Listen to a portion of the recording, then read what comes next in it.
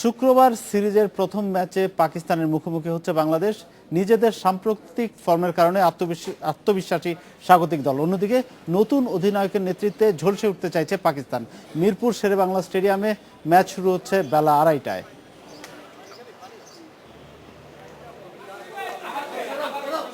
দুই অধিনায়কের হাতে ট্রফি, যার জন্য লড়াই শুরু শুক্রবার মিরপুরে। আনুষ্ঠানিকতার আড়ালে অবশ্য ঢাকা পড়েনি পেশাদারিত্ব। প্রথম ওডির আগে নিজেদের প্রস্তুতি চূড়ান্ত করে ফেলেছে টাইগার স্কোয়াড। প্রতিপক্ষের চেয়ে অভিজ্ঞতা ও ফর্মে এগিয়ে বাংলাদেশ। ফেভারিট হিসেবেই কি নামবে বাংলাদেশ? দলের সেরা তারকাও সায় দিলেন বিষয়টিতে। তবে শত্রুকে হালকাভাবে নেয়ার ভুল করবে না দল, জানালেন তিনি। সবাই যেভাবে পারফর্ম করতেছে সেটা নিয়ে আমরা কনফিডেন্ট। এখানে কোনোভাবে পাকিস্তানকে ছোট করা হচ্ছে না, কিংবা পাকিস্তানকে কোনোভাবে অন্য কিছু হিসাবে চিন্তা করা হচ্ছে না। পাকিস্তান অবশ্যই ভালো টিম, এবং তাদের সাথে যদি আমরা জিততে চাই অবশ্যই আমাদের ভালো ক্রিকেট খেলা লাগবে। সিরিজ জয়ের লক্ষ্য সামনে থাকলেও অতীত রেকর্ড বলছে সম্পূর্ণ ভিন্ন কথা।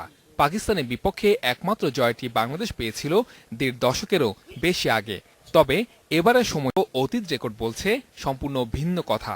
পাকিস্তানের বিপক্ষে একমাত্র জয়টি বাংলাদেশ পেয়েছিল ১.৫ দশকেরও বেশি আগে।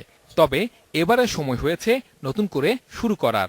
আমার কাছে মনে হয় যে এটা আমাদের বেস্ট চান্স এখন পর্যন্ত পাকিস্তানের সাথে ভালো করার, এবং এই কারণে আমাদের সবার ভেতরে ওই কনফিডেন্সটা আসছে যে এই সিরিজে ভালো কিছু করা সম্ভব।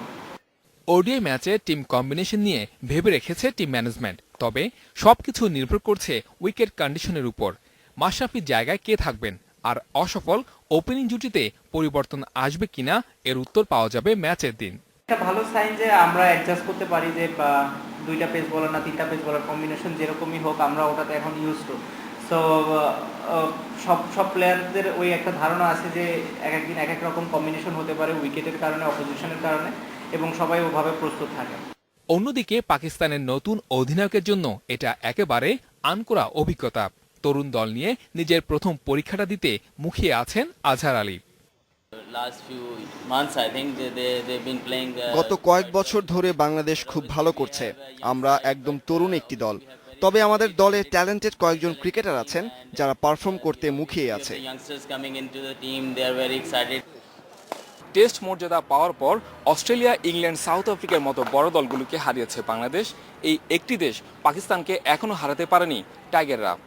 বিশ্বকাপের আত্মবিশ্বাস সঙ্গে নিয়ে এইবার পাকিস্তানকে হারানোর স্বপ্ন দেখছে বাংলাদেশ।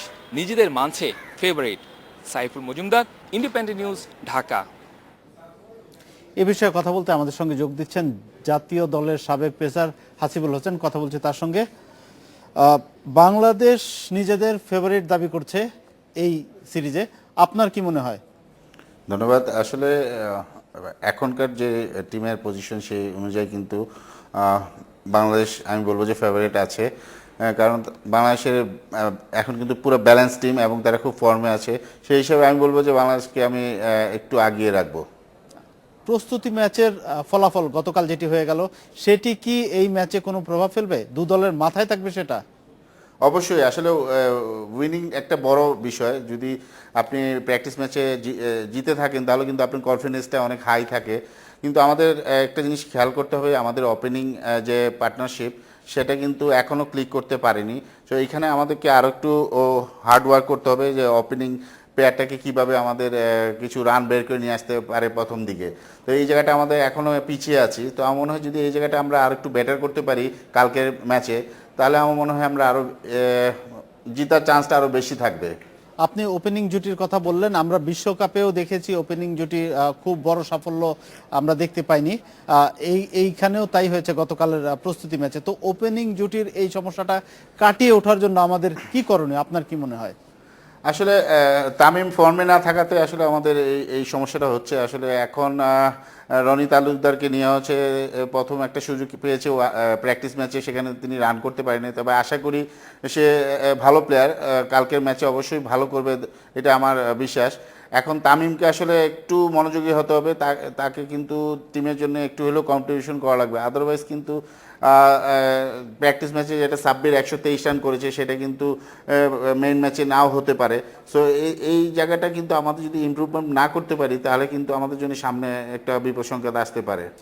মাশরাফি ছাড়া নামছে বাংলাদেশ, মাশরাফির বদলে কাকে খেলানো উচিত বলে মনে করেন? আসলে যদি অভিজ্ঞতার দিক থেকে দেখেন আপনি সদ্য খেলে আসে ওয়ার্ল্ড কাপ রুবেল আছে এবং তাসকিন আছে, সাথে আবুল হাসান রাজু আছে। এখন আসলে যদি কম্বিনেশন দেখেন, যদি আমরা পেস বোলিং দুজন খেলাই তাহলে অবশ্যই তাসকিন এবং রুবেল আসে, বেসিক্যালি চলে আসে। এখন যদি তিনজন খেলান তাহলে সেই জায়গায় কিন্তু আপনার রাজু চলে আসবে। সো এখন ডিপেন্ড করতেছে ম্যানেজমেন্ট কিভাবে আসলে টিমটা সাজাবে। জি, ধন্যবাদ আপনাকে আমাদের সঙ্গে থাকার জন্য। এই ছিল আজকের এডিটর স্পিকে। আমন্ত্রণ আমাদের পরের আয়োজনে।